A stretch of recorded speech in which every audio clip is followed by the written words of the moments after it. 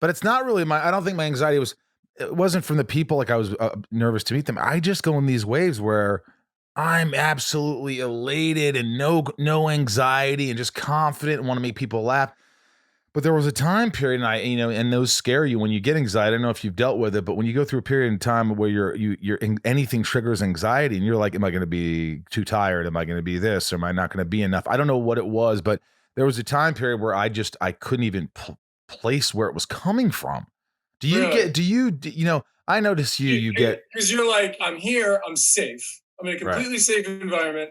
I'm in completely control of the time and like the ratio of you're in complete control, yet you still have anxiety, which that's a different anxiety. I've had anxiety when I realize I'm not prepared for a Oh situation, and then yeah. I get anxiety. Maybe that's nerves, whatever. What happens to you? Oh, I mean, there's only been a couple times that I feel like it's really gotten me, but it's just like you're outside of your own head back here, and you're just out of it. Like you're not where you want to be, and then that creates more anxiety, and then it just like it compounds. You're hyper aware of all these negative things. You're ruminating on all these negative things, which now appear to be real, but they're really not. But you're Right. making them feel real, right? Yeah, but the circumstances I'm talking about were what I was not in control of the environment. Um, Whereas like what you're talking about is interesting to me because in that convention space, you're complete control, yet the anxiety still crept in.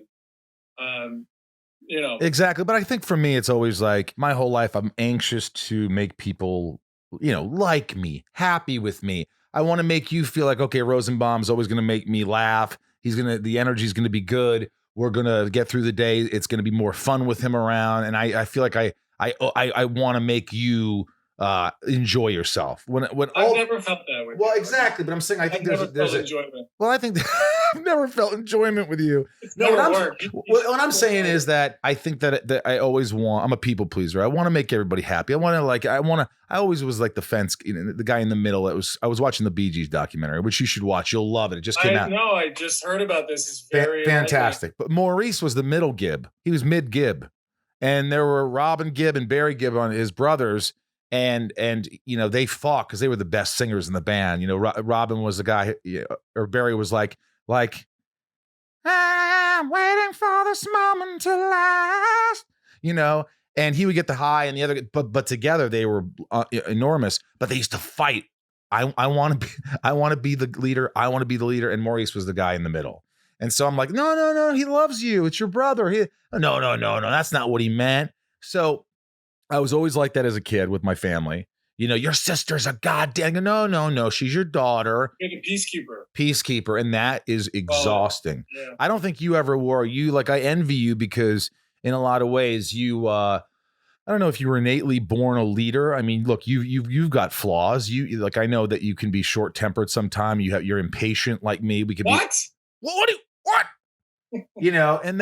And you're working on that. Jess is a great wife because she also calls you out on it. And you're like, oh, well, sure. Yeah. She's quite grounding. Yeah. Yeah. Does she ever say like, Tom, because obviously I've seen therapy. I know every actor I think ever say, does she ever say, Tom, maybe you should see someone?